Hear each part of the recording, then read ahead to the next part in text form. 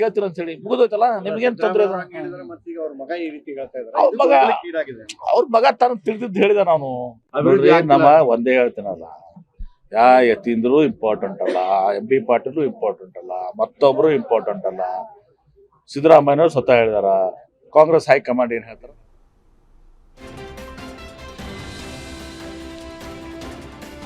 Bengaluru metro ದರ ಪರಿಷ್ಕರಣೆ ಸಂಬಂಧ ಸಂಸದ ತೇಜಸ್ವಿ ಸೂರ್ಯ ಪ್ರಯಾಣಿಕರೊಂದಿಗೆ ಸಂವಾದ ನಡೆಸಿದ್ದಾರೆ. ಆರ್ವಿ ರಸ್ತೆ ಮೆಟ್ರೋ ನಿಲ್ದಾಣದಲ್ಲಿ ನಡೆದ ಸಂವಾದದ ವೇಳೆ ತೇಜಸ್ವಿ ಸೂರ್ಯ ರಾಜ್ಯ ಸರ್ಕಾರದ ದರ ಏರಿಕೆ ನಡೆಯನ್ನ ವಿಭಿನ್ನವಾಗಿ ಖಂಡಿಸಿದ್ರು. ಫೇರ್ ಹೈಕ್ ಬೇಡ ಅಂತ ಬರೆದಿರೋ ಟಿ ಶರ್ಟ್ ಧರಿಸಿ ಬಂದು ಪ್ರಯಾಣಿಕರೊಂದಿಗೆ ಸಂವಾದ ನಡೆಸಿದ್ರು. ಸಂಸದ ತೇಜಸ್ವಿ ಸೂರ್ಯಗೆ ಶಾಸಕ CK ರಾಮಮೂರ್ತಿ ಸಾಥ್ ನೀಡಿದ್ದು, ದರ ನಿಗದಿ ಸಮಿತಿ ಪುನರ್ ರಚಿಸುವಂತೆ Tejasvi Surya ಆಗ್ರಹಿಸಿದ್ರು.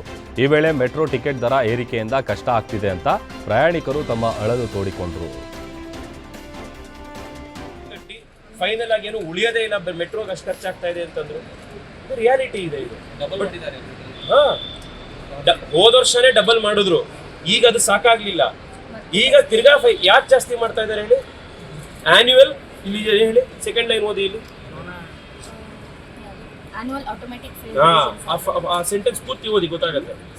Further, the officials were of the view that fare should be revised annually by having an annual automatic fare revision formula.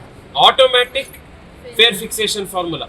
Room rent ಕಟ್ಟಿ ಫೈನಲ್ ಆಗಿ ಏನು ಉಳಿಯೋದೇ ಇಲ್ಲ, ಮೆಟ್ರೋಗೆ ಅಷ್ಟು ಖರ್ಚಾಗ್ತಾ ಇದೆ ಅಂತಂದ್ರು. ರಿಯಾಲಿಟಿ ಇದೆ. ಇದು ಹೋದ ವರ್ಷನೇ ಡಬಲ್ ಮಾಡಿದ್ರು, ಈಗ ಅದು ಸಾಕಾಗ್ಲಿಲ್ಲ. ಈಗ ತಿರ್ಗಾ ಯಾಕೆ ಜಾಸ್ತಿ ಮಾಡ್ತಾ ಇದ್ದಾರೆ ಹೇಳಿ? ಆನ್ಯುವಲ್ ಇಲ್ಲಿ ಹೇಳಿ, ಸೆಕೆಂಡ್ ಲೈನ್ ಓದಿ ಇಲ್ಲಿ. Annual automatic fare ಸೆಂಟೆನ್ಸ್ ಪೂರ್ತಿ ಓದಿ ಗೊತ್ತಾಗುತ್ತೆ.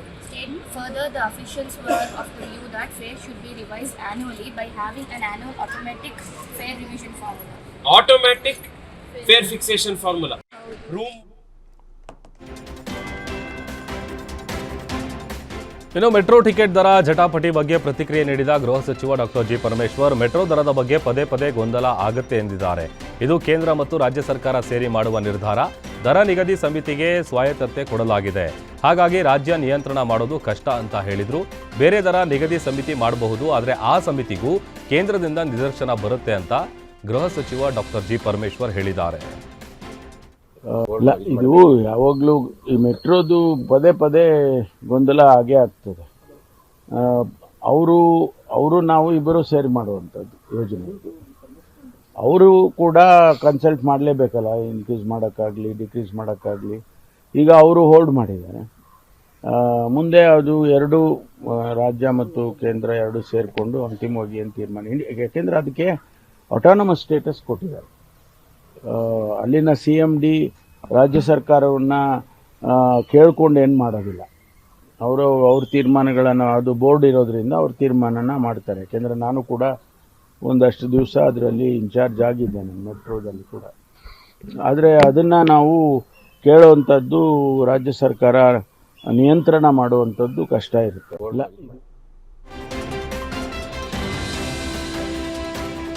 ಮೆಟ್ರೋ ಟಿಕೆಟ್ ದರ ಪರಿಷ್ಕರಣೆ ಗೊಂದಲ ವಿಚಾರದಲ್ಲಿ ಸಂಸದ ತೇಜಸ್ವಿ ಸೂರ್ಯ ನಮ್ಮ ಮೇಲೆ ಗೂಬೆ ಕೂರಿಸೋಕೆ ನೋಡ್ತಾ ಇದ್ದಾರೆ ಅಂತ ಸಚಿವ ದಿನೇಶ್ ಗುಂಡೂರಾವ್ ವಾಗ್ದಾಳಿ ನಡೆಸಿದ್ದಾರೆ. ಆದರೆ ಈಗ ನಿಜಾಂಶ ಬಯಲಾಗಿದೆ. ಮೆಟ್ರೋ ದರ ಪರಿಷ್ಕರಣೆ ಮಾಡೋದು ಕೇಂದ್ರ ಸರ್ಕಾರ. CM ಕೂಡ ಅಧಿಕೃತವಾಗಿ ಪತ್ರ ಬರೆದಿದ್ದಾರೆ. ದರ ಪರಿಷ್ಕರಣೆ ಕಮಿಟಿ ಮಾಡಿ ಎಂದಿದ್ದಾರೆ ಎಂದು ಕಲಬುರಗಿಯಲ್ಲಿ ಸಚಿವ ದಿನೇಶ್ ಗುಂಡೂರಾವ್ ಹೇಳಿದ್ದಾರೆ.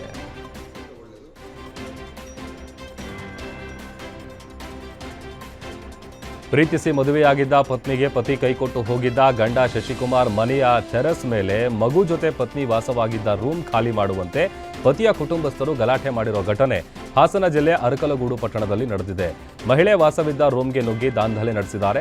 ರೂಮ್ ಮೇಲ್ಛಾವಣಿಗೆ ಹಾಕಿದ್ದಂತಹ ಸಿಮೆಂಟ್ ಶೀಟ್ಗಳನ್ನು ಕಿತ್ತೊಗೆದಿದ್ದಾರೆ ಅಂತ ಅರ್ಪಿತಾ ಆರೋಪಿಸಿದ್ದಾರೆ. ಅಷ್ಟೇ ಅಲ್ಲದೆ ತನ್ನ ಮೇಲೆ ಹಲ್ಲೆ ನಡೆಸಿದ್ದಾರೆ ಅಂತ ಅರ್ಪಿತಾ ಆರೋಪ ಮಾಡಿದ್ದು, ವಿಚ್ಛೇದನ ಹಾಗೂ ಜೀವನಾಂಶ ಕೋರಿ ಕೋರ್ಟ್ ಮೆಟ್ಟಿಲೇರಿರುವ ಅರ್ಪಿತಾ ನ್ಯಾಯ ಸಿಗೋವರೆಗೂ ಸೂರು ಕೊಡಿಸಿ ಅಂತ ಮನವಿ ಮಾಡಿಕೊಂಡಿದ್ದಾರೆ.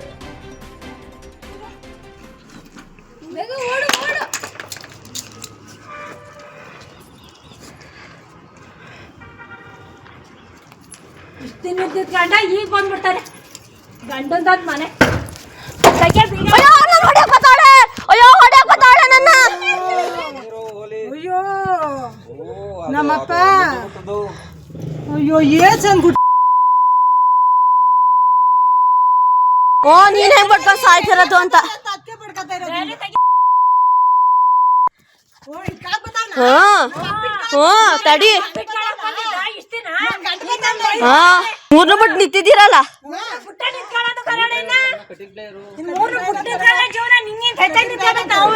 ನಿಂತ್ಕೊಳ್ಳಿ ನನ್ಗೇನು ಎಲ್ಲಾರ್ ಗಡ್ದಿರು ನಿಂತಕ್ ಇತ್ತ ಇಲ್ವ ನಮ್ತವ ಗೊತ್ತಾರ ನಿಂತಕ್ಕೆಲ್ಲವ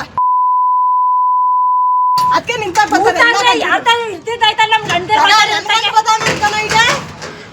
ನನ್ಗಂಡ್ ಬತಾವ್ ಅಂದ್ಕನು